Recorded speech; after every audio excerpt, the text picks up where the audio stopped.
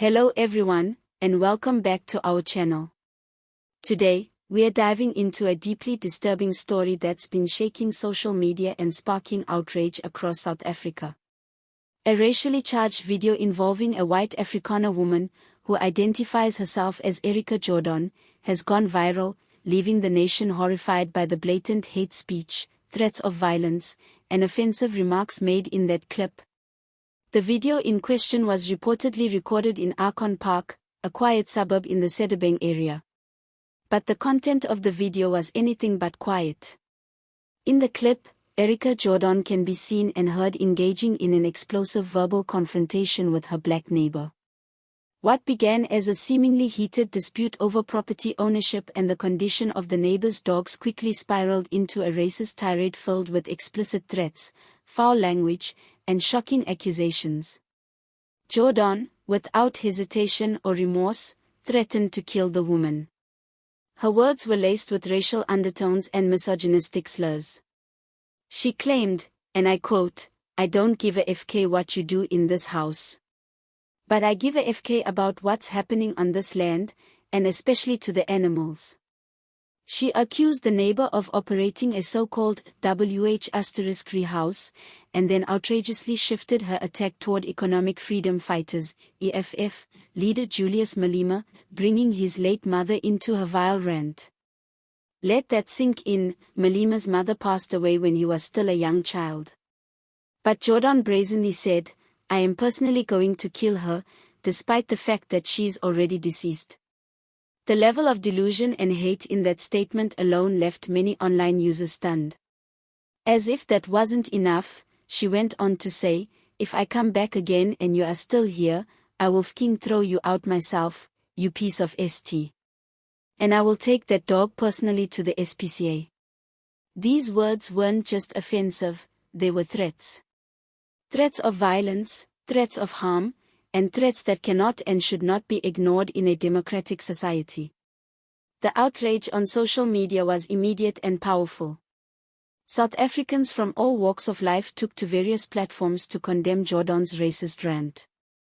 Many are calling for swift and decisive action by authorities, especially the South African Human Rights Commission. People are asking, when will enough be enough? How many more videos like this need to surface before something is done to address the racial tensions still deeply embedded in some communities? Some users pointed out that incidents like these remind us just how far South Africa still needs to go in its journey toward racial reconciliation and true equality. This isn't just about one woman's hateful speech, it's about a culture that has, for too long, allowed such sentiments to go unchallenged in some circles. It's about confronting racism head-on and holding individuals accountable for hate speech that incites violence and division. Now, many are asking for Jordaan to be criminally charged. Threats of violence, especially when they involve race and gender, are not just morally wrong, they're illegal under South African law. The Promotion of Equality and Prevention of Unfair Discrimination Act, PEPUDA, as well as the country's hate speech laws, provide a framework for prosecuting cases like this. If ever there was a textbook example of hate speech, this is it. But let's take a step back and look at the bigger picture. Racism in South Africa is not confined to viral videos or sensational news headlines. It exists in workplaces, schools, neighborhoods, and sometimes even in institutions meant to serve the public. This incident simply exposes the ugly underbelly that still lingers beneath the surface of our so-called Rainbow Nation. Julius Malema, known for being outspoken on issues of race and justice, has yet to publicly respond to Jordaan's verbal attack. Many anticipate a powerful reaction from the EFF leader, especially considering the direct and personal nature of the insults involving his late mother. If and when Malema responds, it will likely further escalate the national conversation about racism, privilege, and justice in modern-day South Africa. It's also worth noting that this video didn't just spread across South African social media, it went international. The global community is watching. They're seeing how South Africa, a country with a painful history of apartheid, handles situations where racial hatred still rears its head. Will there be accountability? Or will this be another case swept under the rug? For now, the ball is in the court of the authorities, particularly the South African Human Rights Commission, and potentially the National Prosecuting Authority. The people have spoken, the video has gone viral, and the evidence is clear.